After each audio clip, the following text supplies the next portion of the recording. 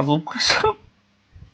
Mana bu videoni kecha qo'yganimda eshitdinglar. La'nat bo'lsin xotinini gapiga kirib ota-onasini ko'chaga haydab qolganlarni yoki ota-onasini gap qolganlarni. Mana shu videoni kecha qo'yganimda juda minglab menga SMSlar kelgan. Ularni o'qib video qilib qo'yishga hatto ulgurmayapman, lekin ko'plar mendan iltimos qilishyaptiki, Muhammadjon, mana shuni video qilib chiqaring, Zora o'g'limni qalbiga yetib borsa va uyga qaytsa deb yozib qo'yganlar. Bittasini o'qib beraman sizlarga. Assalomu alaykum Muhammadjon. Men Surxondaryodan yolg'iz onaman. Uyimda bitta nevaram bor, u ham qizimning o'g'li. O'zimni bir o'g'lim, ikki qizim bor. Allohimga shukr, shu farzandlarni otasiz birovga muhtoj qilmasdan o'stirganman.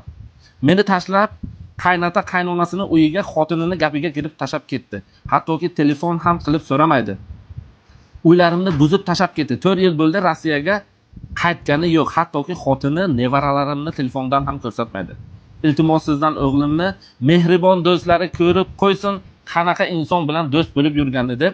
Mana bu yerda o'g'illarini rasmlarini ham menga tashab berdilar, lekin bu rasmlarni qo'ymaymiz. Chunki Allohning o'zi kifoya bo'lsin bunaqa farzandlarga.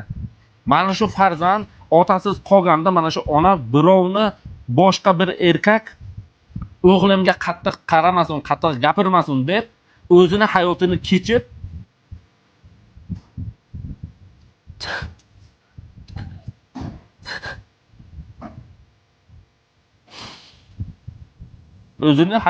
kechib farzandiga bag'ishlagan. Ming afsuski, bunaqa farzandlar ko'payib ketgan. Ota-onani boriga qadriga yetsin. Erta qiyomatda savol javobi og'ir bo'ladi. Hammalaringizni yaxshi ko'ramiz.